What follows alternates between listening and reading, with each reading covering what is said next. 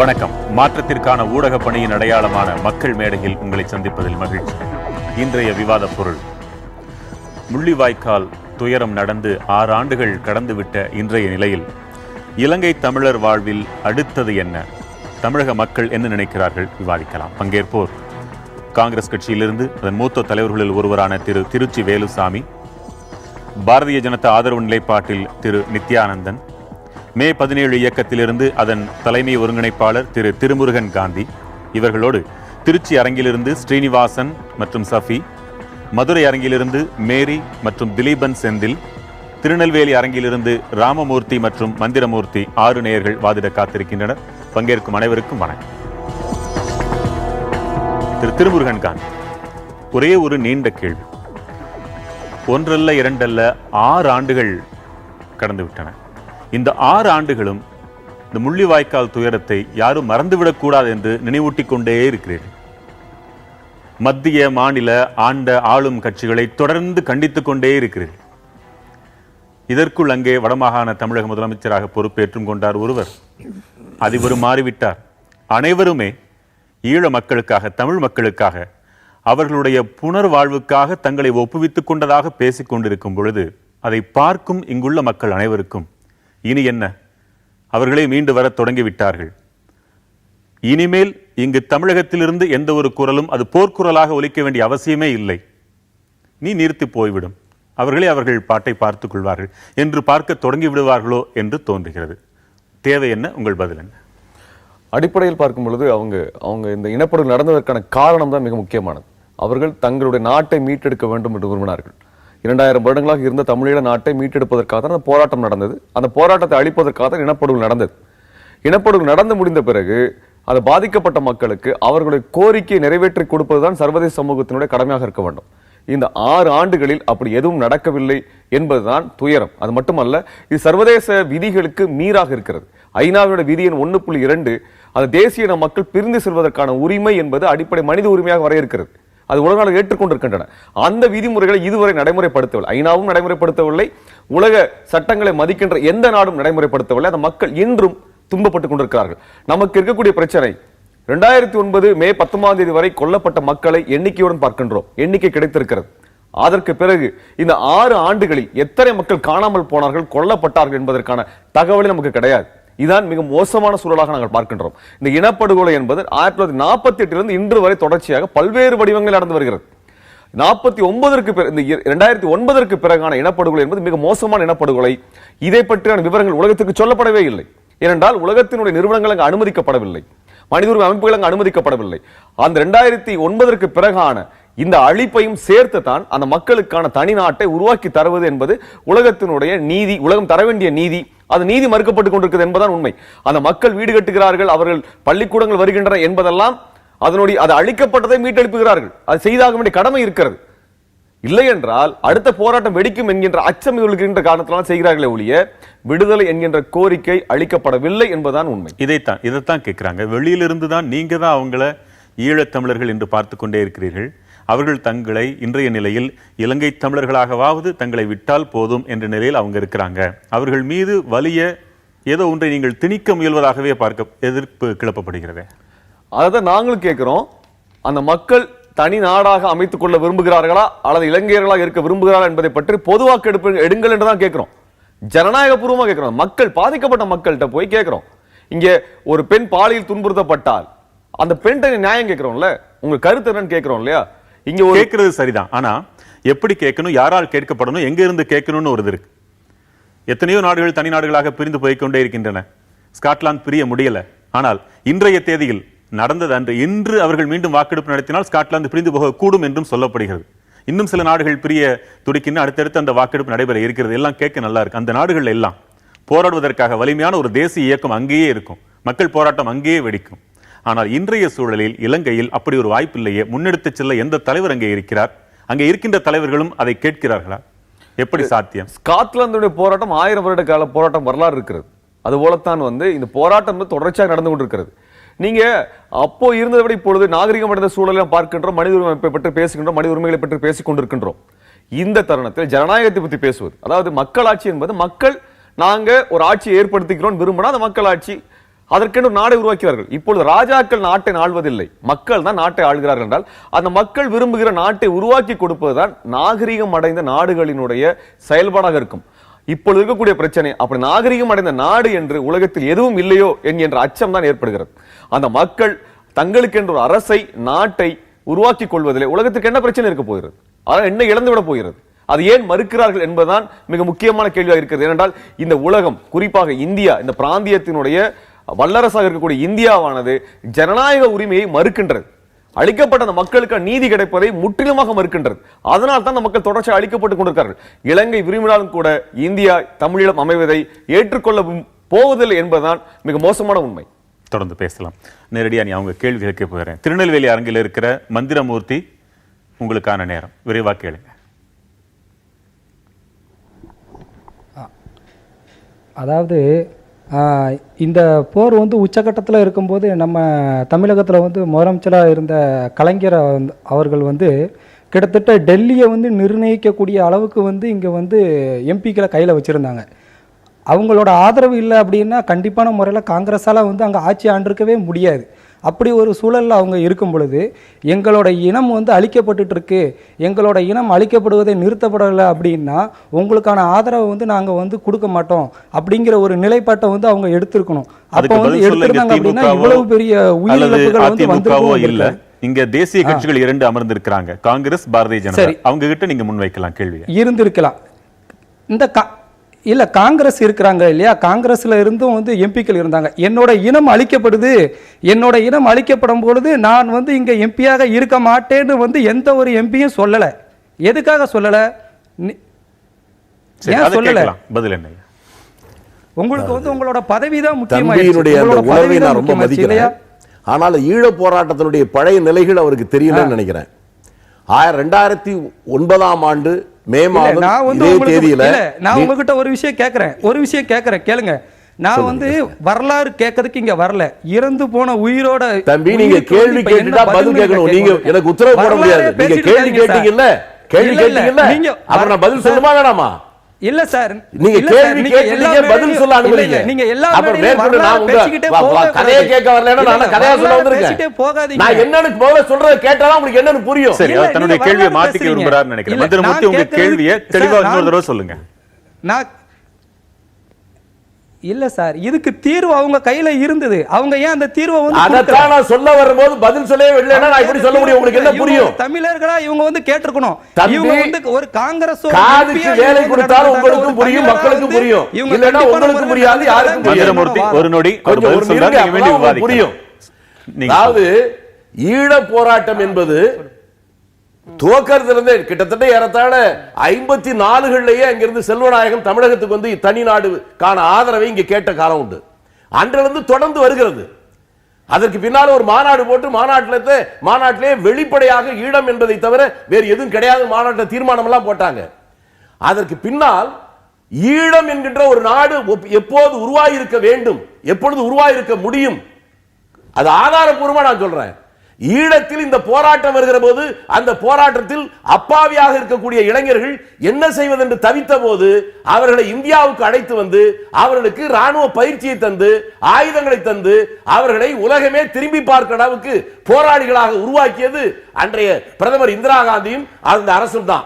அதற்கு பின்னால் 2002ஆம் ஆண்டு, அதுதான் ரொம்ப முக்கியமானது, யாராலும் வெல்ல முடியாது என்கின்ற அந்த யானை இரவு அந்த போரிலே மிகப்பெரிய வெற்றியை போராளிகள் பெற்றதற்கு பின்னால் யாழ்ப்பாணத்தில் ராணுவ வீரர்கள் அங்கே முடங்கியிருந்த போது அந்த யாழ்ப்பாணத்தை முற்றுகையிட்டது இந்த போராளி குழு.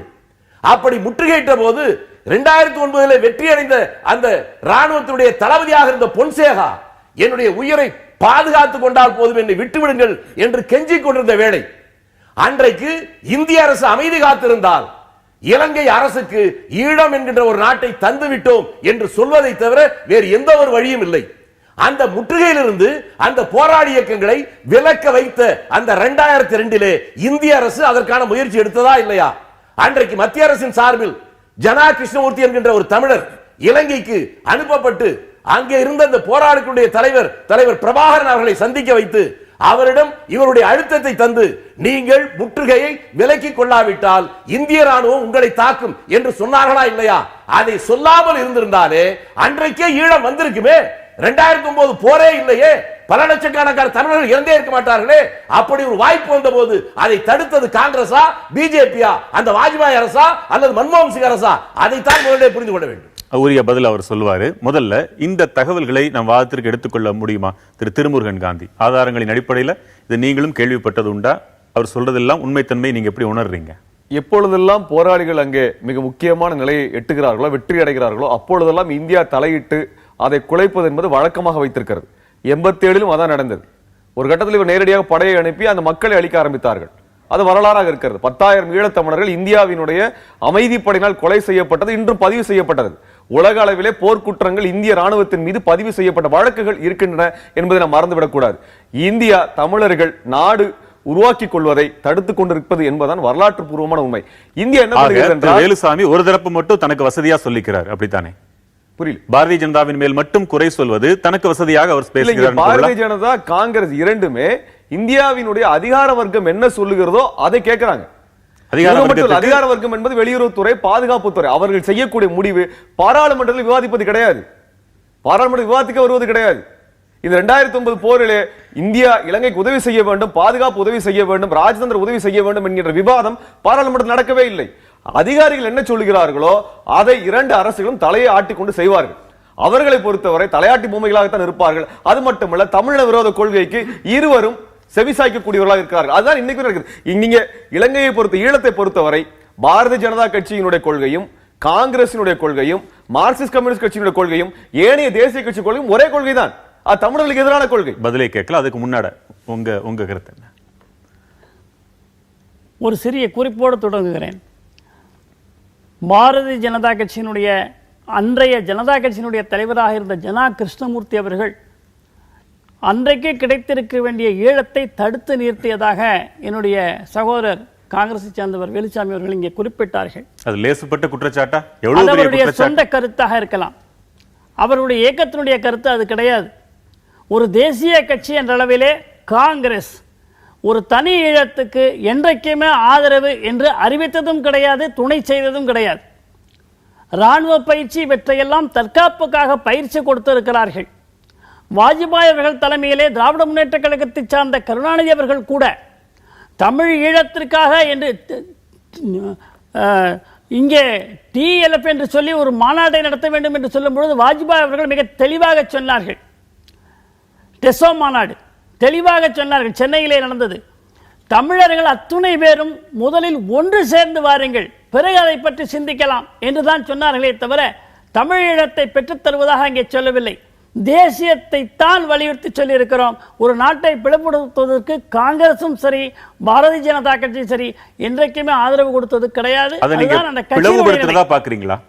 தமிழ் ஈழம்ங்கிறத ஒரு நாட்டை பிளவுபடுத்துறதா நீங்க பாக்குறீங்களா? அங்கே இருக்கக்கூடிய தமிழர்கள் ஈழத்துக்கு, அங்கே இலங்கைக்கு சொந்தக்காரர்கள். அவர்கள் ஏதோ பிரிந்து வர வேண்டும் என்று அல்ல, இலங்கையை அவர்கள் ஆள வேண்டும்.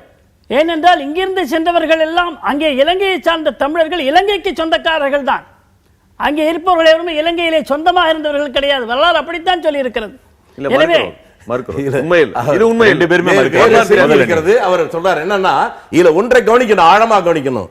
ஈழத்தமிழர்களுக்கு ஆதரவாக இந்தியாவுடைய பாராளுமன்றத்திற்குள்ளேயே இலங்கையில் நடப்பது ஒரு இனப்படுகொலை, ஜெனோசைட் என்கின்ற வார்த்தை சொல்லை முதலில் பயன்படுத்தியது பாராளுமன்றத்திற்குள்ளேயே இந்திரா காந்தி அம்மையார் அவர்கள். ஒன்று. இரண்டாவது, இவர் சொல்லுகிறார் ஈழத்தில் இருக்கிற தமிழர்களுக்கு ஆதரவாக பிஜேபி இருந்தது. பிஜேபியினுடைய முன்னணி தலைவராக இருக்கிற சுப்பிரமணிய சாமி பகிரங்கமாக புத்தகத்தில் எழுதியிருக்கிறார், நாங்கள் தமிழர்கள் கொலை செய்யப்படுவதை பற்றி ஏன் கவலைப்பட வேண்டும்? சிங்களவர்கள் வேறு யாரும் அல்ல, இங்க பீகார் ஒரிசா பகுதியிலிருந்து அங்கே குடியேறிய ஆரிய வம்சாவளியினர். ஆகவே அவர்களுக்கு எதிராக நாங்கள் போக வேண்டிய அவசியம் இல்லை என்று புத்தகத்திலே தெளிவாக இருக்கிறார். அது அவர் சொந்த கருத்துன்னு சொல்லலாம். உங்களை எப்படி கட்சி வேற நீங்க வேற கருத்து வேறன்னு சொன்னாரோ அதே போல இந்த கட்சியும் கிடையாது. தெளிவாக புரிந்து கொள்ள வேண்டும். பாரதிய ஜனதா கட்சி என்றைக்குமே இவர் இப்பொழுது சொன்னது போல ஈழத்துக்கு ஆதரவு என்று சொல்லவில்லை என்றுதான் குறிப்பிட்டிருக்கிறேன். சார், ஈழம் உருவாக வேண்டும் என்பதற்காகத்தான் அங்க இருக்கிற போராளிகளுக்கு இங்கே அழைத்து அவர்களுக்கு போர் பயிற்சியை தந்து ஆயுதத்தை தந்து அதை உருவாக்கியது பிஜேபியா காங்கிரஸ் தானே? அவர்கள் தானே செய்தார்கள். அதுல ஒன்று ரகசியம் இல்லையே. இலங்கை அரசுக்கு ஒரு போர்க்கப்பலை, சரையு என்கின்ற ஒரு போர்க்கப்பலை பகிரங்கமாக ஊரறிய உலகறிய தந்தது 2000 வாஜ்பாய் அரசா காங்கிரஸ் அரசா? 36 ஹெலிகாப்டர்களை அங்க இருக்கிற தமிழர்கள் மீது குண்டுகளை பொழிவதற்கு வசதியாக 36 ஹெலிகாப்டர்களை வாஜ்பாய் அரசு தந்ததா இல்லையா? இதெல்லாம் பகிரங்க குற்றச்சாட்டு. வெளிப்படையாக நான் சொல்கிறேன், காங்கிரஸ் ஈழத்தமிழர்களுடைய போராட்டத்திற்கு உதவியது. பிஜேபி அந்த போராட்டத்தை நசுக்குவதற்கு ஆயுதங்களை பகிரங்கமாக தந்தது. அது மட்டுமல்ல, அந்த விஜய் நம்பியார் அவருடைய தம்பி, அந்த நம்பியார் இருக்கிற சதீஷ் நம்பியார், அவரை 2002 தான் வாஜ்பாய் ஆட்சி நடக்கிற போதுதான் இலங்கைக்கு ஓய்வு பெற்ற அந்த விமானப்படை தளபதியை அங்கே ராணுவ ஆலோசகராக அனுப்பி வைத்ததே இவருடைய ஆட்சியா இல்லையா? அவர் தானே இந்த போர் முடிகிற வரை அங்கே ஆலோசகராக இருந்தார். இது உலகத்திற்கு தெரியுமா தெரியாதா? சரி, வரலாறு போது இனி தேவைப்பட்டா மட்டும் அதை தொட்டுக்கலாம். இனி அடுத்தது என்னன்றதுக்கு போகலாம். ஆனா மந்திரமூர்த்தி, காங்கிரஸ் தரப்பு பதில நீங்க திருப்தி ஆகலன்னு தோணுது, அப்படியா? இல்லை கிடையாது. நான் இப்போ 3 பேர்ட்டையுமே சொல்கிறேன். அல்லது வந்து இந்தியாவில் இருக்கிற மட்டும் இல்லை, நம்ம தமிழ்நாட்டில் இருக்கிற முக்கியமான கட்சிகளுக்கும் நான் கேட்டுறேன். இப்படி ஒவ்வொரு அரங்கத்திலையும் ஒவ்வொரு டிவி ஸ்டேஷன்லையும் நடக்கிற எந்த ஒரு நிகழ்ச்சிக்கும் போய் உட்கார்ந்துட்டு எல்லாருமே அவங்கவுங்க கட்சி தரப்போட நியாயத்தையும் தன்னை வந்து நியாயப்படுத்திக்கிட்டு தான் போகிறாங்களே தவிர இது வரைக்கும் இதுக்கு என்ன தீர்வு நடந்திருக்கு? எல்லாருமே அவங்க வந்து நாங்கள் வந்து தப்பு செய்யலை, அவங்க தான் தப்பு செஞ்சாங்க, இவங்க தான் தப்பு செஞ்சாங்கன்னு பழிய ஒவ்வொருத்தர் மேலே தூக்கிட்டு போட்டுட்டு தான் போயிட்டு இருக்காங்க. இதனால என்ன தீர்வு கிடைச்சது? நீங்க தானே கேள்வி கேட்டீங்க, அதுக்கு அவங்க இறந்து போனவங்க வர போறாங்களா? தனிநாடுன்னு தனித்தனியா கேட்டா போதுமா? இல்ல தனித்தனியா கேக்குறாங்க, ஒரு ஒற்றுமை இல்லையே. நம்ம வந்து நம்மளோட இனத்துக்கான ஒரு ஒற்றுமை இருக்கா? தவறே இல்ல தவறே செய்திருந்தாலும் இலங்கை சிங்களர்கள் வந்து ஒற்றுமையா இருந்து அடிக்காங்க. அடி வாங்குற நம்ம வந்து அடிக்காதுன்னு சொல்றதுக்கு ஒற்றுமையா போக மாட்டோம். நீ ஒரு குழுவா போ, நான் ஒரு குழுவா போறேன், இதுக்கு ஒரு தலைவர், அதுக்கு ஒரு செயலாளர். உரிமையை கேட்கறதுக்கு எதுக்குங்க செயலாளர் பதவி?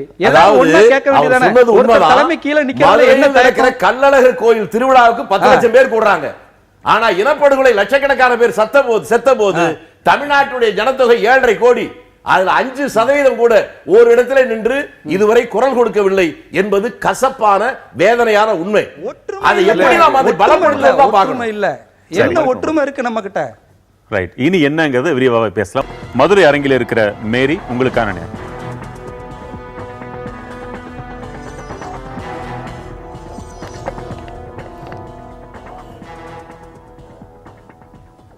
ஈழ விடுதலை போரில் நடந்தது தமிழ் இனப்படுகொலை என்று நான் சொல்கிறேன். இந்த அரங்கத்தில் இருக்கிற பிஜேபி நண்பர் நித்யானந்தாவையும் காங்கிரஸ் நண்பர் வேலுச்சாமியையும் கொஞ்சம் விரைவாக பேசுங்கம்மா. ஒரு கேள்வி கேட்க விரும்புகிறேன். ஈழத்தில் தமிழன் அல்லாமல் மலையாளியோ அல்லது வட இந்திய இன மக்களோ இருந்தால் இப்படி ஒரு படுகொலை நடந்திருக்குமா?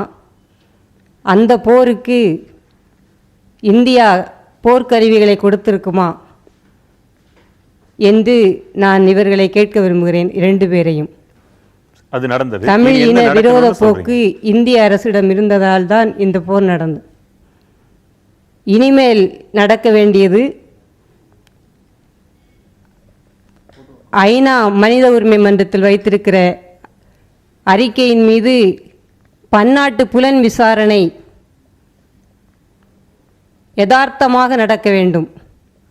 அதற்கு இந்திய அரசு அதை நடைமுறைப்படுத்த தனது ஆதரவை கொடுக்க வேண்டும். உலக நாடுகளும் அதை ஏற்று நடைமுறைப்படுத்த வேண்டும். பாரதிய ஜனதா கொடுக்கும் நம்புறீங்களா? நிச்சயமாக இது நடக்காது. அதை தடுத்து கொண்டுதான் இருக்கும். இந்தியாவில் எந்த அரசு இருந்தாலும், பாரதிய ஜனதாவாக இருந்தாலும் காங்கிரஸாக இருந்தாலும். இவ்வளவு உறுதியா சொல்றாங்களே, அதுக்கு என்ன காரணம்? நாங்கள் சொல்வது அதை நாம் நிச்சயமாக நடக்காதுன்னு சொல்லிட்டாங்க. உங்க மேல அவ்வளவு அவநம்பிக்கையா இருக்கிறாங்க. இந்த கட்சி இல்ல, எந்த கட்சி ஆட்சிக்கு வந்தாலும் சொல்றாங்க. உங்க கட்சியை பொறுத்தளவு பதில் சொல்லுங்க. அங்கே மனித உரிமை பாதுகாக்கப்படும் என்பதிலே பாரதிய ஜனதா கட்சிக்கு 2 கருத்து இருக்க முடியாது. மனித உரிமை மீறப்பட்டிருந்தால் நிச்சயமாக பாரதிய ஜனதா கட்சி அதற்கான மீறப்பட்டிருக்கா இல்லையா? மீறப்பட்டிருந்தால் இன்னுமா சந்தேகம்? மனித உரிமை மீறப்பட்டிருக்கிறது என்றால் நிச்சயமாக விசாரணையிலே நமக்கு அந்த முடிவு வர வேண்டும் அல்லவா? விசாரித்துக் கொண்டிருக்கிறார்களா அல்லவா? இல்ல அறிக்கையில வந்துருச்சு. அதுக்கான நடவடிக்கைகள் என்ன? அதான் கேட்கிறோம். பாரதிய ஜனதா கட்சி உலக நாடுகள் மொத்தமே அதற்கான கோரிக்கைகளை வைத்திருக்கிறார்கள். பாரதிய ஜனதா கட்சி நிச்சயமாக இந்தியா என்ன முடிவு எடுக்க வேண்டுமோ அந்த முடிவை சரியான நேரத்தில் எடுக்கும். நான் நினைக்கிறேன் இந்த ரெண்டு கட்சியில விதிவிலக்குகளையா நீங்க கூப்பிட்டுருக்கோம்னு நினைக்கிறேன். தலைவர்களை உங்க பதிலே சொல்லுங்க. இல்லை, நாங்கள் அவர்கள் கட்சியை நியாயப்படுத்த வேண்டும் என்று சொல்கிறார்கள். சுப்பிரமணிய சாமி வந்து ராஜபக்சேவுக்கு பாரத ரத்னா கொடுக்கணும்னு சொன்னார். பாரதிய ஜனதா கட்சியிலிருந்து அதுக்கு எதிர்ப்பெல்லாம் வரவில்லை. அவர்கள் வந்து அவரோட தனிப்பட்ட கருத்துன்னு சொன்னாலும் அதை எதிர்த்து சொல்லவில்லை. ஆக இரண்டு கட்சிகளுமே இதற்கான இந்த இனப்படுகொலைக்கான ஆதரவு மனநிலையில் தான் இத்தனை காலம் இருந்திருக்காங்க. இன்று வரை இங்க நடந்தது ஒரு அதாவது ஐநாவிலே ஒரு விதி இருக்கிறது. அண்டை நாடிலே ஒரு இனப்படுகொலை நடக்கிறது என்றால் அதை நீங்கள் தடுக்கவில்லை என்றால், தடுப்பதற்கான முயற்சி எடுக்கவில்லை என்றால் அந்த இனப்படுகொலையில் நீங்களும் கூட்டு குற்றவாளிகள் என்று ஐநாவிலே விதி சொல்லப்படுகிறது. ஒரு இனப்படுகொலை தடுக்கின்ற பொறுப்பு உலகத்தில் கூட அனைத்து நாடுகளுக்கும் இருப்பதை போல அண்டை நாடுகளுக்கு அதை விட அதிகமான பொறுப்பு இருக்கிறது. ஏனென்றால் ஒரு நாடு தான் அங்கு தலையிட்டு நிறுத்த முடியும். ஆனால் இவர்கள் அண்டை நாடு விஷயங்கள் நாங்கள் எப்படி தலையிடுவது என்று சொல்லி அந்த போருக்கான அனைத்து உதவிகளும் ராணுவ உதவிகளும் செய்து முடித்த பிறகு அங்கே இனப்படுகொலை நடந்து கொண்டிருந்த பொழுது, ஏனென்றால் மே 15ஆம் தேதி 16ஆம் தேதி அவர் புலிகள் தங்கள் ஆயுதங்களை மௌனிக்கிறோம் என்று சொன்ன பிறகு அங்கே போர் கைதிகளாக மாற்ற வேண்டிய நிலையும் மக்களை வெளியேற்ற வேண்டிய நிலையும் இரண்டு தான் இருந்தது. அந்த தருணத்திலே இந்த போரை நேரடியாக வழிநடத்தி கொண்டிருந்தவர்கள் இந்தியாவினுடைய அதிகாரிகள். இப்பொழுது பாரதிய ஜனதா கட்சியில் இருக்கக்கூடிய BK சிங், முன்னாடி இந்தியாவோட ராணுவ தளபதியாக இருந்தவர் சிவசங்கர மேனன், MK நாராயணன், மூன்று பேரும் கோத்தபய ராஜபக்சே, லலித் வீரதுங்க, பசில் ராஜபக்சே, இவங்க மூணு பேரோட சேர்ந்து நின்று போரை நடத்தினதாக அவங்க மூணு பேருமே சொல்லி இருக்கிறாங்க. இந்த போரினுடைய ஒவ்வொரு நிகழ்ச்சியும் எங்களுக்கு தெரியும்னு இவங்க சொன்னது விக்கிலீக்ஸ்ல வெளியே வந்திருக்கிறது. ஆக போரினுடைய ஒவ்வொரு தினமும் ஒவ்வொரு கணமும் இவர்களுக்கு இந்தியாவுக்கு தெரிந்து நடந்தது. ஆக 15, 16ஆம் தேதி அங்க ஆயுதங்களை மௌனிக்கிறோம் என்று சொன்ன பிறகு 17ஆம் தேதி, மே 18ஆம் தேதி, மே 19ஆம் தேதி 3 நாட்களில் அங்க இனப்படுகொலை நடந்து முடிகிறது. இந்த 3 நாட்களில் மட்டுமே கிட்டத்தட்ட 70,000 தமிழர்கள் கொலை செய்யப்படுகிறார்கள். இந்தியாவினுடைய கண்காணிப்பில் தான் நடந்தது. ஏன்னா சேட்டலைட்ல உட்கார்ந்து ஒரு முயல் போறத பாக்குறான், ஆறு போறத பாக்குறான், எருவமாடு ஓடுறத பார்க்க முடியும்னால் மக்கள் கொலை செய்யப்படுவதை பார்க்க முடியும். இந்தியாவினுடைய சேட்டலைட் உதவியால் பார்க்க முடியும். அதன் உதவியை கொண்டுதான் இலங்கை ராணுவம் வெற்றி பெற்றது. ஆக இந்தியாவிற்கு தெரியாமல் இந்த இனப்படுகொலை நடக்கவில்லை. இந்த இனப்படுகொலையில் இந்தியா கூட்டு குற்றவாளி. நீங்கள் இந்தியாவின் மீதும் விசாரணை வந்தால் மட்டும்தான் தமிழக மக்களுக்கு விடுதலை விடியல் என்பது கிடைக்கும். இல்லை என்றால் கிடைக்க போவதே இல்லை, கிடைக்க போவதே கிடையாது. இந்தியாவின் அதிகாரிகள் நேரடியாக பங்காற்றிருக்கிறார்கள். BK சிங் இப்பொழுது பிஜேபியில் இருக்கக்கூடிய அமைச்சர், அவருக்கு இலங்கையினுடைய மிக உயர்ந்த ராணுவ மரியாதை அளிக்கப்பட்டு விருது அளிக்கப்பட்டிருக்கிறது. எப்படி ஒரு கொலைகாரன் எப்படி இவர்களுக்கு வந்து விருது கொடுக்க முடியும்? இவர்களும் வெட்கமெல்லாம் போய் வாங்குறாங்க, வெட்கமெல்லாம் போய் வாங்குறாங்க. அந்த காங்கிரஸில் இன்று இருக்கக்கூடியவர் என்ற முறையில் அந்த நாளுக்காக இன்று அதிகபட்சமான வார்த்தை தான் காங்கிரஸ் சார்பாகத்தான் கேட்கிறேன், வெட்கப்படுகிறீர்களா? இல்லை இல்லை, அதாவது ஒற்றை சொல்லிலே சொல்லுகிற பதில் அல்ல இது. நான் முதல்ல ஒன்று சொன்னேன், எல்லாரும் வசதியா மறந்துடுறாங்க. தாயும் பெண் தான், தாரமும் பெண் தான், ரெண்டு ஒன்னாயிருமா? நான் முதலே கேட்டனே, இலங்கையிலே இந்த போராட்டம் துவங்குகிற போதே அந்த இளைஞர்கள் என்ன செய்வது என்று தெரியாமல் தவித்த போது அவர்களுக்கு பயிற்சி தந்தது, அவர்களுக்கு ஆயுதங்கள் தந்தது, அவர்களுக்கு ஆதரவாக நேரு உயிரோடு இருக்கிற வரை இந்த பிரச்சனை 54 உருவான போதே அங்க இருக்கிற தமிழர்கள் இங்க வரணும்னு சொன்ன போது முடியாது, அவர்கள் இலங்கை நாட்டினுடைய பிரஜா உரிமை பெற்றவர்கள், அவர்கள் அங்குதான் இருப்பார்கள், நான் ஏற்றுக்கொள்ள மாட்டேன் சொன்ன போதெல்லாம் தமிழ்நாட்டில் எவ்வளவு பேர் ஆதரவு கொடுத்தாங்க? சரி, அதற்காக விருதை கூட கொடுக்கலாம்னு வச்சுக்கோங்க. இப்பொழுது அவர் சொன்ன விருது வாங்கியதற்காக நீங்க வருத்தப்படுறீங்களா? விருது வாங்க VK சிங் போய் அந்த விருது வாங்கி வரதை விட தமிழர்களை அவமானப்படுத்துகிற ஒரு செயல் இருக்க முடியாது. காங்கிரஸ் பீரியட்ல தான் வாங்கினாங்க. எந்த பீரியட்ல வாங்கினாலும் சரிங்க, அவர் வாங்கினவர் போய் வாங்குறது தப்பு தானே. அப்போ இந்த தேசிய கட்சிகள் தமிழகத்தில் காட்டுகின்ற அந்த முகம் போலியானதா அல்லது நிர்பந்தத்தினால் அப்படி சொல்ல வேண்டி வந்துருதா? இல்ல, அவங்க ரெண்டு தேர்தலிலே மிக மோசமான தோல்வியை தழுவிய பிறகு, ஈழ ஆதரவாளர்கள் எதிர் பிரச்சாரம் செய்து தோல்வியை தழுவ வைத்ததற்கு பிறகு அவர்கள் தமிழ்நாட்டிற்குள் நிலைப்பாடை மாற்றுவதை போல பேசிக் கொண்டிருக்கிறார்கள். அவர்கள் நிலைப்பாட்டை எந்த இடத்திலும் மாற்றவில்லை. சஃபி, திருச்சியிலிருந்து உங்களுக்கான நேரம். இல்ல, என்ன பொறுத்த வரைக்கும் இவங்க சொல்றாங்க, காங்கிரஸ் சார்பில் திருச்சி வேலுசாமி அவர்கள் சொல்றாங்க, அதாவது வந்து நாங்க வந்து இலங்கை தமிழர்களுக்கு அந்த காலத்துல பயிற்சி கொடுத்தோம் அப்படின்னு சொல்லிட்டு. ஆனா அவங்க இன்னைக்கு, அதாவது 2009 போர் உக்கிரமா இருந்த சமயத்துல பச்சிளம் குழந்தைகள் கொல்லப்படும் நேரத்துல, பாலியல் வன்முறைகள் நடத்தப்படும் அந்த நேரத்துல ஒரு இனமே வேரோடு ஓட ஓட, இலங்கை முழுவதும் ஓட ஓட விரட்டப்பட்டு அவர்கள் ஓரிடத்திலே பதுங்கு குழியின்றி ஒதுங்க இடமின்றி அவர்கள் மேல் ஷெல்கள் தொடர்ச்சியாக பொழியப்பட்ட போது இவர்கள் என்ன செய்து கொண்டிருந்தார்கள்? இதே காங்கிரஸ் மட்டும் நான் சொல்லல, அன்றைக்கு காங்கிரஸினுடைய இந்த இந்தியாவினுடைய முக்கியமான மினிஸ்டர் போஸ்ட ப. சிதம்பரம் அவங்க வச்சிருந்தாங்க. அப்ப அவர் தமிழகத்தை சேர்ந்தவர். சரி, ஓகே, காங்கிரஸ் கூட இந்த இடத்துல வந்து என்ன பண்ணலாம், அவங்களுடைய தலைவர் அவங்க இழந்திருக்காங்க அப்படின்னு சொல்லிட்டு ஒரு இடத்துல வந்து தனியா வச்சு பார்க்கலாம். பாரதிய ஜனதா மோடி, தற்போது பிரதமராக இருக்கக்கூடிய மோடி அவர்கள் இவருக்கு என்ன பண்றாங்க, ராஜபக்சேவுக்கு இத்தனை கொலைக்கும் காரணமாக இருந்த, ஒரு இன படுகொலைக்கு காரணமாக இருந்த மோடிக்கு சிவப்பு கம்பளம் இருக்கிறாரு. இதை விட எவ்வளவு அசிங்கமான ஒரு செயலை நான் தமிழகத்துல இந்தியாவின் சூழ்நிலை பார்க்கவே முடியாது. அவருக்கு சிறப்பு, அவர் மறுபடியும் வந்து அதிபராக பதவி ஏற்கணும்னு சொல்லி விருப்பம் தெரிவிக்கிறாரு. மக்கள், அந்த இலங்கை மக்களை அவரை நிராகரிச்சிட்டாங்க. அந்த சூழ்நிலையில மோடி அவர்கள் என்ன சொல்றாரு, இவருக்கு வந்து வாழ்த்து தெரிவிக்கிறாரு. இது ஒரு பக்கம். எல்லா கட்சிகளும் சரி, திராவிட முன்னேற்ற கழகம் அன்னைக்கு மினிஸ்டர் போஸ்ட் அங்க இவங்களுடைய அந்த மினிஸ்டர்ஸ் வாங்கினாங்கன்னு சொன்னா இங்க தமிழகத்தில் அவங்களுடைய மைனாரிட்டி ஆட்சி போயிடும். எல்லா கட்சியும், அதிமுக உட்பட எல்லா கட்சிகளுடைய நிலைப்பாடுமே பவர் சீக்கிங் பாலிடிக்ஸ். சிம்பிள். இவங்களுக்கு அதிகாரம் வேணும். அதிகாரத்தை எந்த நேரத்திலும் இவர்கள் இழக்க தயாராக இல்லை. அதே சமயத்திலே இலங்கையினை ஒன்றாக வைத்து, இலங்கையினை ஒரு பிரச்சனையாக வைத்து, அதனை மையமாக வைத்து இவர்கள் செய்யக்கூடிய பாலிடிக்ஸ். உன் மேல நான் பழி போடுறேன், நீ மேல ஏன் நான் பழி போடு, நம்ம ரெண்டு பேரும் ஒருத்தன் மாத்தி பழி போட்டுக்கிட்டே இருக்கலாம். மக்கள் மூடர்கள், மக்கள் மறந்துடுவாங்க, நம்ம ஆட்சி செஞ்சுக்கிட்டே இருக்கலாம். இதுதான் இவங்களுடைய அஜெண்டா. இதை தவிர்த்து இலங்கையினுடைய இன்றைய சூழ்நிலை இல்ல, இன்றும் மீண்டும் உங்கள்கிட்ட வரேன். திரு நித்யானந்தன், சமீபத்தில் அதிபர் சிறிசேனாவை ராஜபக்சே சந்தித்த போது கூட இந்த நடந்து வருகிற தோரணையில ராஜபக்சே தான் இப்போதும் அதிபரோ என்று கருதும்படியாக இருந்தது. இவ்வளவு அவருக்கு துணிச்சலை, நம்பிக்கையை, எப்படியாயினும் நம்மை காப்பாற்றிவிடும் அண்டை நாடுகள் கூட என்று நம்ப வைக்கும் அளவிற்கு அவருக்கு துணிச்சல் வருகிறது என்றால், அவர் சொன்னது போல இந்தியா அவரை சிவப்பு கம்பளம் போட்டு வரவேற்றதே அதெல்லாம் காரணமாகத்தான் இருக்க முடியும். இனியாவது அதை செய்யாமல் இருக்குமா? அதிகாரம் வேண்டும் என்பதற்காக அனைத்தையுமே செய்யக்கூடியவர்கள் அரசியல்வாதிகள் என்ற குற்றச்சாட்டை மோடி அவர்களையும் சேர்த்தவர் வைத்தார். தம்பி, அவர் உணர்ச்சிகளுக்கு இடம் கொடுத்திருக்கிறார், எனக்கு புரிகிறது. ஆனால் மோடி அவர்கள் இலங்கை அதிபரை சிகப்பு கம்பளம், ஒரே ஒரு நொடி குறுக்கிடுறேன், 1,00,000 பேர் இறந்து போயிருக்கிற ஒரு தொப்புள் கொடி உறவை உணர்ச்சி வசப்படாமல் பேசணும்னு நீங்க கேட்கறதே நியாயமா இருக்கா? அல்ல, நான் என்னுடைய கருத்தை சொல்லுகிறேன். முழுமையாக கருத்தை கேட்ட பின்பு சொல்லுங்க, நான் ஏன் சொன்னேன் அப்படிங்கறது சொல்லுங்க. இந்த விஷயத்தை எல்லோருமே ஒரு உணர்ச்சி வயப்படுகிறார்கள் சொல்றாங்க. உணர்ச்சியையும் அறிவையும் இந்த இலங்கை விவகாரத்தில், ஈழ விவகாரத்தில் பிரிக்க முடியுமா? பெருக்கால் நாம் சிந்திக்க தவறிய இடங்களை நான் இங்கே சுட்டி காட்டுகிறேன். அதற்காகத்தான் சொன்னேன். மோடி அவர்கள் அவருடைய அதிகாரத்தை நிலைநிறுத்திப்பதற்காக இலங்கை அதிபரை ரத்ன கம்பளம், சிகப்பு கம்பளம் வைத்து வரவேற்க வேண்டிய காரணம் என்ன? அவருக்கு இந்தியாவில் பெருவாரியான வாக்குகள் இருக்கிறதா? ஏன் அப்படிப்பட்ட ஒரு குற்றச்சாட்டு, ஏன் அப்படிப்பட்ட ஒரு சிந்தனை? அதைத்தான் சொன்னேன், உணர்ச்சிகள் என்று சொல்லி. உணர்ச்சி வசப்பட்டு பேசுவது என்று எதை பேசுகிறோம் என்று தெரியாமல் பேசுவது. தமிழகத்தில் 7.5 கோடி வாக்குகள் இருக்கு இல்லையா? அந்த 7.5 கோடி வாக்குகள் இலங்கை அதிபருக்கு சாதகமான வாக்குகளா, ஆதரவான வாக்குகளா? தமிழ்நாட்டிலே இவங்கெல்லாம் எதிர்க்கக்கூடியவங்களாச்சே அப்படின்ற சிந்தனை வராதா? ஒரு நாட்டினுடைய அதிபர் வரும்பொழுது மரபு இந்த நாட்டிலே வரவேற்க வேண்டியது, அந்த அளவிலே தான் வரவேற்றார்.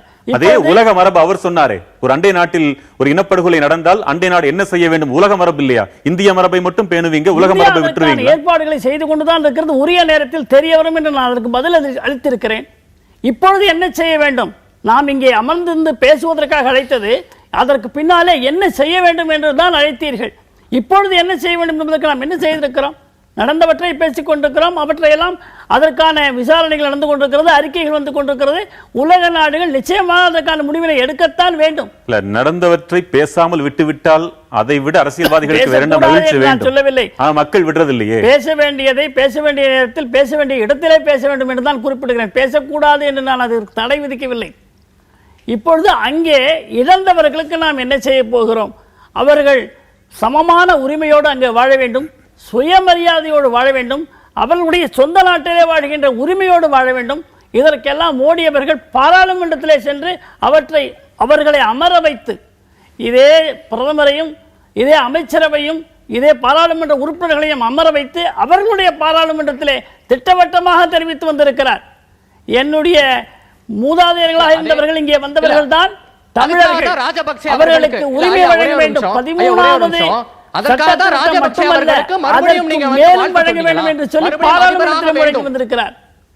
நான் கேட்கக்கூடிய கேள்வி இல்ல நித்யானந்த ஐயா அவர்களிடத்துல நான் கேட்கக்கூடிய கேள்வி, அதற்காகத்தான் இனப்படுகொலையை முன்னின்று செய்த ராஜபக்சே அவர்களை அவங்க வந்து தமிழர்களுக்கு நலம் விளைவிப்பார் அப்படிங்கறதுனால தான் வந்து வாழ்த்து தெரிவிச்சாரா மோடி, நரேந்திர மோடி அவர்கள் அதுக்காக தான் வாழ்த்து தெரிவிச்சாரா? சொல்லுங்க, இந்த கேள்விக்கு பதில சொல்லுங்க. நீங்க ஒரு நாட்டை ஆளுகின்ற பொழுது ஒன்று போரிலே அவர்களை அடக்க வேண்டும் அல்லது நட்பிலே அவர்களை மாற்ற வேண்டும். யார் யார் எப்படி செய்ய வேண்டும் என்பது ஆளுகின்றவர்கள் அந்த நேரத்தில் எடுக்கின்ற முடிவுதான்.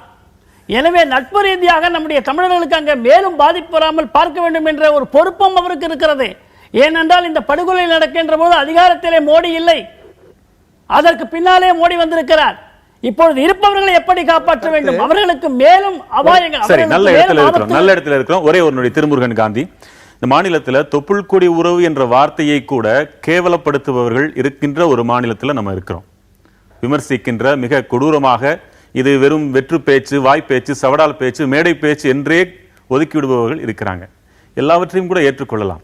அவர் ஒத்துக்கொண்டதை போல நாங்கள் இப்பொழுது ஆட்சியில் இருக்கிறோம், இனி என்ன செய்வது என்று பேசுங்கள், எங்கள் மோடி செய்வார்னு சொல்றாரே, அதையாவது நம்புறதுக்கு வாய்ப்பு இருக்கா? மதுரை திலீபன் செந்தில், உங்க கருத்தை வைக்கலாம் விரைவா. நான் பிஜேபி காங்கிரஸ் ரெண்டு பேர்ட்டையும் கேட்குறேன். ஈழத்தமிழர் பிரச்சனையில் காங்கிரஸுக்கும் பிஜேபிக்கும் பெரிய வேறுபாடு கிடையாது. ஈழத்தமிழர் பிரச்சனையில் ரெண்டு பேருமே ஒன்று. இது அறியாத தமிழை வாயில மண்ணு. இன்னைக்கு கூட்டம் கூட்டமாக மக்களை கொண்டாங்க, இனப்படுகொலை பண்ணாங்க, ரசாயன ஆயுதம் பயன்படுத்தாங்க, மர்டர் ரேப் பண்ணாங்க, எல்லாம் பண்ணிட்டு கேட்டால் மனித உரிமை மீறல் சொல்கிறாங்க. புலிகளை ஒழிச்சிட்டு அரசியல் தீர்வு தரேன்னு சொல்லி எல்லா தேசிய கட்சி சொல்கிறாங்க. இப்போ புலிகளை ஒழிச்சிட்டீங்க, என்ன அரசியல் தீர்வு தந்திருக்கீங்க கேட்டால் 13 அனெக்ஸு சம உரிமைன்னு சொல்லிடுறீங்க. இதில் பிஜேபியும் காங்கிரஸ் ரெண்டு பேருமே குற்றவாளி. ஈழத்தமிழுடைய ரத்தக்கரை ரெண்டு பேரும் கையில் இருக்குது. நீங்கள் கொஞ்சமாச்சும் ஜனநாயகவாதிகள் இந்தியா சொல்லிச்சுன்னா, காந்தி படத்தை வச்சிருக்கிற இந்தியாவுக்கு தகுதி இருந்துச்சுன்னா, அந்த மக்களுக்கு தயவுசெய்து இனிமேல் எதிராக இருக்காங்க, எதிராக இருந்தது போதும். இன்னைக்கு பார்த்தீங்கன்னா நியாயமாக என்ன இருக்குன்னா, அந்த மக்கள்கிட்ட 3 குற்றங்கள் நடந்திருக்கு. மனித உரிமைன்னு மனுப்பாதீங்க. போர் குற்றம், இனப்படுகொலை குற்றம், மானுட விரோத குற்றம். இந்த 3 குற்றத்தையும் செஞ்சது இந்தியா, இலங்கை, சைனா போன்ற வல்லரசு நாடுகள் தான். இந்த இந்தியாவுடைய தமிழின விரோத போக்குனாலையும் வல்லரசுடைய சந்தை நலனாலையும் ஒரு தேசிய இனத்தினுடைய அபிலாஷைகள் இன்னைக்கு வந்து அங்கே அழியப்பட்டிருக்கு. இதுக்கு எல்லாத்துக்கும் காரணம் இந்தியா தான். காங்கிரஸ் பிஜேபி லாவணி, தயவுசெய்து லாவணி பாடாதீங்க. லாவணி பாடுறதுக்கு உங்களுக்கு ஈழத்தமிழர் ரத்தக்கரை தான் கிடைச்சதா? ரெண்டு பேருமே இனப்படுகொலை குற்றவாளிகள் தான். இந்திய அரசு இனப்படுகொலை குற்றவாளி தான். இதுக்கு ஒரே தீர்வு, இதை தீர்வு பொது வாக்கெடுப்பு தான். சரியான நீங்க ஒரு ஜனநாயகவாதியா இருந்தா பொது வாக்கெடுப்பு நடத்துங்க. அந்த மக்கள் வந்து இல்ல நாங்க இளங்கள்டே சேர்ந்து வாழ்றோம்னா நாங்க யாரும் குறுக்க நிக்க போறது கிடையாது. அந்த மக்கள் முடிவு கொடுங்க. அது தவிர நீங்க லாவணி பாடாதீங்க தயவு செய்து. திருப்பி 7வது ஆண்டு அந்த மக்களை கொள்ளாதீங்க. மக்கள் மேடையில் இப்படி எல்லாம் பேசிட முடியும். ஆனா அங்க ஆட்சி செய்யறது பாரதிய ஜனதாவோ அல்லது காங்கிரஸோ மாறி மாறி அவங்க தான் இருக்கிறாங்க. இப்ப இருக்கிறது பாரதிய ஜனதா. நம்பலாமா? அடுத்து அவங்க என்ன செய்யணும்? இல்ல, அவங்க இந்திய அரசாங்கத்தினுடைய கொள்கை தமிழகத்து ஆதரவு கொள்கை இல்லை. அதான் அதனுடைய வெளிப்படைத்தன்மை. இந்தியாவிடம் கேட்பதற்கான நீங்க இந்த இனப்படுகொலை போற நடத்தின VK சிங் வந்து பாரதிய ஜனதா கட்சியினுடைய அமைச்சரா இருக்கிறது. அவங்க கிட்ட என்ன மாற்றத்தை வந்துட முடியும் எங்களுக்கு தெரியல. அப்ப நீங்க உலக அளவுல கேட்கறதா இருந்தா திருமுருகன் காந்தி கேட்க எப்படி இருக்கும், இந்தியா கேட்டா எப்படி இருக்கும்? இந்தியா தான் கேட்க முடியும் இல்லையா? இல்ல, நான் என்னன்னா, இந்தியாவும் இலங்கையும் குற்றவாளிகளா இருக்கும் பொழுது இந்தியா கேட்பது என்பது கடினம். ஆனா என்ன விஷயம்னால், இந்த அழுத்தம் என்பது சர்வதேச அளவில் நடந்து கொண்டிருக்கிறது. சர்வதேச அளவில் நடந்துகிட்டு இருக்கு. தமிழ்நாட்டில் நடக்கக்கூடிய போராட்டங்களுக்கு மரியாதை இல்லை என்ற அர்த்தம் இல்ல. சர்வதேச அளவில் அதனுடைய அழுத்தங்கள் இன்றும் தொடர்ந்து கொண்டிருக்கிறதா உண்மை அது. ஆக அதை நாம வந்து தமிழ்நாட்டில் நடக்கக்கூடிய போராட்டங்கள் சர்வதேச அழுத்தத்தை தரவில்லை என்று சொல்லிவிட முடியாது. இந்திய அரசாங்கத்திற்கும் அழுத்தம் இருக்கிறது, சர்வதேச அளவிலும் அழுத்தம் இருக்கிறது. இந்திய அரசாங்கம் என்பது தமிழ்நாட்டினுடைய சட்டசபையில் நிறைவேற்றப்பட்ட தீர்மானத்தை கலந்தாலோசித்து ஒரு வெளியுறவு கொள்கை வடிவமைக்கக்கூடிய ஒரு ஜனநாயக தன்மை அற்ற அரசாக இருக்கிறது. இந்தியாவினுடைய அரசு இப்ப கூட மோடி அரசாங்கம் அவர் கேட்கிறப்ப சொல்றாரு, அவர் எங்களுக்கு ராஜபக்ஷ ஆதரிப்பு ஓட்டு கிடைச்சிருமான்னு சொல்றாங்க. ஆனால் இலங்கையில் இருக்கக்கூடிய பெரிய நிறுவனங்களுக்கெல்லாம் குஜராத்திகளுக்கு ஆர்டர் கிடைப்பதற்காக இந்த பயணம் நடக்கிறது, ஒப்பந்தங்கள் நடக்கின்றன. செப்பா என்கின்ற சொல்ல காம்ப்ரிஹென்சிவ் எக்கனாமிக் பார்ட்னர்ஷிப் அக்ரிமெண்ட்டுக்கு இந்தியா பாடாபடுது. மோடி போய் உட்கார்ந்து பேசுறாரு. மோடி இலங்கை பாராளுமன்றத்தில் ஆங்கிலத்தில் பேசுறாரு. யாழ்ப்பாணத்திலே தமிழர்களுடைய தலைநகரமாக இருக்கக்கூடிய பண்பாட்டு தலைநகரமாக இருக்கக்கூடிய யாழ்ப்பாணத்துல தமிழ் பல்கலைக்கழகத்துல அந்த பல்கலைக்கழகத்துல இந்தியில பேசுறார். வித்தியாசங்கள் இருக்கு. மொழி என்பது மிக முக்கியமான ஒன்று. உங்க கோரிக்கைகள், புலம்பெயர்ந்த தமிழர்கள், நாடு கடந்த தமிழிலும் இவங்களுடைய கோரிக்கைகள் எல்லாம் ஒரு பக்கம் இருக்க, அங்கே முதலமைச்சராக இருக்கிற விக்னேஸ்வரன் அவர்களுடைய குழுவைச் சேர்ந்தவர்கள் அவருடைய கோரிக்கை முற்றிலும் மாறுபட்டதாக இருந்தால் எதற்கு வலிமை அதிகம்? இல்ல, விக்னேஸ்வரன் தெளிவா ஒரு விஷயத்தை சொல்லியிருக்கிறாங்க. வடக்கு மாகாணாவை அங்கு நடந்தது இனப்படுகொலை 1948 இன்று வரை ஒரு விசாரணை காம்ப்ரிஹென்சிவ் கமிஷன் ஆஃப் என்கொயரி தேவைன்னு தெளிவா சொல்லிட்டாங்க. அதுதான் அவங்க பேச முடியும். அதற்கு பிறகு அவங்க எது பேசினாலும் ஈழம் என்கின்ற ஒரு கோரிக்கை வெளிப்படையாக பேசினால் அவர் கைது செய்து சிறையில் அடைப்பது, காணாமல் போவது அனைத்துமே நடந்துட்டு இருக்குது. இந்தியாவால் தடுத்து நிறுத்த முடியவே இல்லை, உலகத்தினால் தடுத்து நிறுத்த முடியவே இல்லை. ஆக அந்த மக்கள் என்ன அங்க பேச முடியுமோ அது பண்றாங்க. நான் என்ன சொல்லலாம், காங்கிரஸ் மோசமா இருக்குன்னு சொல்லி தேர்தல் நடத்தி பிஜேபி கொண்டு வர்றீங்க, பிஜேபி மோசம் சொல்லிட்டு காங்கிரஸ் கொண்டு வரீங்க, வாக்கெடுப்பு நடத்த கொண்டு வர்றீங்க. அதே வாக்கெடுப்பு ஈழ மக்கள் நடத்தல உங்களுக்கு என்ன பிரச்சனை வந்து விட போகிறது? நாளை தமிழகத்துக்கு கேட்க மாட்டீங்களா, காஷ்மீரத்துக்கு கேட்க மாட்டீங்களா? அப்படி ஒரு தேவையை அழுத்தத்தை தமிழ்நாட்டுக்கு நீங்க கொடுத்தீங்கன்னா தமிழ்நாடு மக்கள் பொது வாக்கெடுப்பில் கலந்துட்டு இந்தியாவில் இருக்க முடியும் சொல்ல போறாங்க, இந்தியாவில் இருக்க போறோம்னு சொல்ல போறாங்க. அது யோக்கிய தமிழ்நாடு மக்கள் அல்ல, இந்தியாவுடைய யோக்கியதை பொறுத்தது. இந்திய அரசாங்கம் இங்க எங்களை வந்து ஆந்திராவில் கொலை பண்றான், மீனவனை கொலை பண்றான், காவிரியில் தண்ணி விட மாட்டேங்கிறான், முல்லைப்பெரியால் விட மாட்டேங்கிறான், கூடங்குளத்தை எங்க மேல கட்டிட்டு இருக்கீங்க, 3 தமிழர் இன்னும் விடுதலை செய்ய மாட்டேங்கிறீங்க, தமிழ்நாடு அரசு விடுதலை செய்யறேன்னு சொன்னதுக்கு பின்னாடி பிஜேபி காங்கிரஸ் தடுத்து வச்சிருக்கீங்க. இத்தனை நீங்க பண்ணிட்டே இருப்பீங்க, எங்கிட்ட வரி வாங்குவீங்க, எங்க பெட்ரோல் எடுப்பீங்க, எங்க நிலக்கரி எடுப்பீங்க, எல்லாம் எடுப்பீங்க, தண்ணி தர மாட்டீங்க. நேற்று கூட மீனாடி சொல்லிருக்காங்க. இதை எல்லாம் இந்திய அரசாங்கம் செஞ்சுட்டே இருக்குது அப்படின்னா தமிழ்நாட்டில் இப்படி ஒரு சூழலை நீங்க தான் உருவாக்குறீங்க, நாங்க உருவாக்கல. ஒரு நொடி. திருச்சி ஸ்ரீனிவாசன், உங்களுக்கான நேரம்.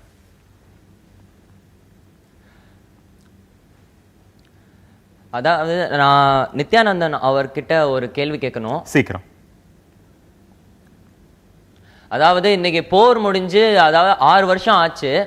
அங்கேருந்து பல தமிழர்கள் இப்போ இங்கே நம்ம தமிழ்நாட்டில் அகதிகளாக இருக்காங்க. இங்கே இருக்க அவங்களுக்கான தேவைகளை இங்கேருந்து கேட்க முடியாத ஒரு வாய்ப்பு அவங்களுக்கு இங்கேயே கிடைக்க மாட்டேங்குது. அதாவது அவங்களுக்கான கல்வி எதுவும் அதுக்கான வாய்ப்பு இங்கே அவங்களுக்கு கிடைக்காத போது பாஜக அரசு எந்த ஒரு நம்பிக்கையில 100 தமிழர்களை மறுபடியும் இலங்கைக்கு அனுப்பிச்சாங்க? சரி, பாஜக அரசு இலங்கைக்கு எல்லாரையும் அனுப்பல, விரும்பியவர்கள் அங்கே செல்லலாம் என்றுதான் அவர்களுக்கு சொல்லியிருக்கிறார்கள். இரட்டை குடியுரிமையும் கொடுப்பதற்கான வாக்குறுதியும் கொடுத்திருக்கிறார்கள். இலங்கையிலும் இருக்கலாம், தமிழகத்திலும் இருக்கலாம், அவர்கள் இந்தியர்களாகவும் அவர்கள் இங்கே வாழ முடியும், அந்த அளவிலே தான் கொடுத்திருக்கிறது. இவை எல்லாவற்றிலும் விட தமிழர்கள் ஏற்றுக்கொள்ள மாட்டார்கள், போய் விடுவார்கள் என்றெல்லாம் சொன்னாலும் கூட பாரதிய ஜனதா கட்சி அதற்கென்று கொள்கைகள் இருக்கிறது, கோட்பாடுகள் இருக்கிறது. பாரதிய ஜனதா கட்சியினுடைய பிரதமர் எந்த மொழியிலே பேச வேண்டும் என்று அவர்தான் முடிவு செய்வார். பாரதிய ஜனதா கட்சி இந்த தேச ஒற்றுமையிலே முழு பொறுப்போடு நடந்து கொள்ளும், இந்த தேசத்தை பிளவுபடுவதற்கு அனுமதிக்காது. அதற்கான அவசியங்கள் தமிழர்களுக்கான தேவை, தமிழர்கள் என்று பார்ப்பது கிடையாது, தேசியத்தை சார்ந்தவர்கள், நம்முடைய பாரதத்தை சார்ந்தவர்கள், அவர்களுக்கான தேவைகளை நிச்சயமாக மோடி அரசு தீர்த்து வைக்கும். அதற்கான அடியினைத்தான் எடுத்து வைத்திருக்கிறோம். ஏதோ இந்த 60 ஆண்டு காலமாக நடந்தவற்றை வைத்துக்கொண்டு மோடியும் இப்படித்தான் இருப்பார் என்ற கண்ணாடியை பொறித்து கொண்டு மோடியை நீங்கள் பார்த்தீர்கள் என்று சொன்னால் நிச்சயமாக உங்களுக்கு விடிவு என்பது இருட்டாகத்தான் தெரியும். எனவே வருங்காலம் மோடியை பற்றி நிச்சயமாக எடுத்து செல்லும். பாரத நாட்டை சார்ந்தவர்கள் 3 தலைவர்கள் இலங்கைக்கு இதுவரை சென்றிருக்கிறார்கள். ஒருவர் மகாத்மா காந்தி 1930க்கு முன்பாக சென்றிருக்கிறார், அங்கே நிதி வசூல் செய்து தமிழர்களுக்காக. அதற்கு பிறகு நேரு சென்றிருக்கிறார், பிரதமராக அல்ல, தலைவராக. முதல் முறையாக இந்த நாட்டுடைய பிரதமராக மோடி அவர்கள் தமிழர்கள் வாழக்கூடிய பகுதிக்கு யார் போனாங்க, எத்தனை தடவை போனாங்க கூட அவசியம் இல்லை, யார் போனாங்க உள்ள மக்களுடைய தலைவலி தீரும், அதுதான் எங்களுடைய தேவை. ஒரே ஒரு நொடி. ராமமூர்த்தி, உங்களுக்கான நேரம். திருநெல்வேலி. வணக்கம் சார். சார், என்னால் ஒரு தனி மனுஷனாக என்னால் வந்து ஒரு 10 ரூபா கூட கொடுத்து இந்த நேரத்தில் ஹெல்ப் பண்ண முடியல இலங்கை தமிழர்களுக்காக. இது வந்து இலங்கை தமிழரோட அடுத்த நிலை என்ன? ஏன்னா என்னால் வந்து அகதிகள் முகாமுக்குள்ளே கூட போக முடியாது, அவங்களுக்கு தேவையான ட்ரெஸ்ஸு கூட கொடுக்க முடியாது, அவங்களும் வெளியே வர முடியாது. சரிங்களா? அப்போ வந்து இவங்க எல்லாரும் சண்டை போடுறதை விட அடுத்து அந்த தமிழர்களுக்காக எப்படி இவங்க ஒற்றுமையாக போராட முடியுமா? காங்கிரஸாக இருந்தாலும் சரி, இருக்கிற எல்லா தலைவர்களும் சரி, இவங்களுக்கு தமிழர்களுக்காக ஒற்றுமையா போராட முன் வருவாங்களா சண்டை போடாம? பதில் சொல்லலாமா? சொல்லுங்க. முதல்ல நம்முடைய நண்பர் நித்யானந்தன் கேட்டாரு, இதற்கு பின்னால போருக்கு பின்னால என்ன செய்யறதுன்னு கேட்டாரு. யாழ்ப்பாணத்திலிருந்து இலங்கையினுடைய தலைநகர் கொழும்பிலிருந்து யாழ்ப்பாணம் வரை 25 ஆண்டுகளுக்கு பின்னாலே இப்ப ரயில் ஓடுது. யார் விட்டா? காங்கிரஸ் அரசு. இன்னைக்கு வந்து ரிப்பன் வெட்டி இருக்காருங்க, அவ்வளவுதான். 70,000 கோடி ரூபாய்களை செலவு செய்து 30,000 வீடுகளை கட்டி தந்தது, டிராக்டர்களை தந்தது, பள்ளிக்கூடங்களை கட்டி கொடுத்தது, மற்ற உபகரணங்களை தந்தது, ரயிலை அங்க ரயில் பாதையை செப்பனிட்டு தந்தது. அதற்கு பின்னாலே அச்சுவேலி என்கின்ற இடத்திலே ஒரு தொழில்பேட்டை உருவாக்கி பல ஆயிரக்கணக்கான தமிழர்களுக்கு வேலை வாய்ப்பை உருவாக்கி தந்தது. 2000 இளம் விதவைகளுக்கு இந்தியாவுக்கு அழைத்து வந்து அவர்களுக்கு சுய தொழில்களுக்கு பயிற்சி தந்தது. இதெல்லாம் 70,000 கோடி ரூபாய்களை செலவு செய்து 2009க்கு பின்னாலே காங்கிரஸ் ஆட்சி இருந்த வரை செய்தது. இந்த ஓராண்டு காலத்திலே இருக்கிற தமிழர்களுக்கு பிஜேபி ஆட்சி என்ன செய்திருக்கிறது அதை கேட்கிறேன். புதிய தலைமுறை தொலைக்காட்சி ரணம் என்ற அந்த தொகுப்பிலேயே பார்த்தோம், பெரிய பலன் ஏதும் இல்லை. அங்க பலன் இருக்க, நான் என்ன சொல்றேன், பலம் எப்போ இருக்குதான் செய்யும். ஆனால் இவர்கள் செய்தார்களே இந்த ஓராண்டுகளில் ஒரு 100 ரூபாய் இதற்காக நிதியை ஒதுக்கி அங்க இருக்க தமிழர்கள் செய்தார்கள். நான் இன்னொன்னு கேட்கிறேன், இங்க எல்லாரும் சொன்னாங்கல்ல 20 தமிழர்களை சுட்டுக் கொண்டாங்களே ஆந்திராவில், அதை எதிர்த்து இந்த நாட்டுடைய பிரதம மந்திரி மோடி துடிச்சாரா? ஜெட்லி துடிச்சாரா? தமிழ்நாட்டுடைய அமைச்சர் பொன் ராதாகிருஷ்ணன் அன்னைக்கு துடிச்சாரா? அல்லது தமிழ்நாட்டுடைய முதலமைச்சர் அதுக்கு ஒரு கண்டனமாக தெரிவிச்சாரா? மக்கள் முதல்வர் இதற்காக நான் வருத்தப்படுகிறேன், நான் கண்டிக்கிறேன் சொன்னாரா? ஒரே ஒரு சில நொடி எடுத்துக்கோங்க. அடுத்து என்னன்றது மக்கள் பார்வையில் அடுத்து என்ன செய்யப்படும் நினைக்கிறீங்க? திசை திருப்ப வேண்டாம். சில நொடிகள் விரைவா சொல்லுங்க சஃபி. இல்ல, அதாவது என்ன பொறுத்த வரைக்கும் இந்த நடந்து முடிஞ்சதா இருக்கட்டும். இன்னைக்கு அங்க இலங்கையில வாழ்ந்து கொண்டிருக்கக்கூடிய தமிழர்கள் அவங்களுக்கான அடிப்படை உரிமைகள், fundamental rights, freedom of speech மறுக்கப்படுது. அங்க இருக்கக்கூடிய மீடியா ஊடகங்களுக்கான உரிமைகள் மறுக்கப்படுது. அவங்களால துணிஞ்சு பேச முடியல, ஒரு மனுஷனால பேச முடியல அப்படிங்கறத விட வேறு என்ன ஒரு கொடுமையான செயல் இருக்கும்? கேமராவை பார்த்து பயந்து ஓடுறாங்க. மீடியாவுக்கும் துணிச்சல் இல்ல, அங்க இருக்கக்கூடிய லோக்கல் மீடியாவுக்கும், அதே சமயத்தில் அங்க இருக்கக்கூடிய வாழக்கூடிய மக்களுக்கும் துணிச்சல் இல்ல. அப்ப மீடியா ஊடக சுதந்திரம் கொடுக்கப்பட வேண்டும். முக்கியமாக அடுத்ததாக கல்வி.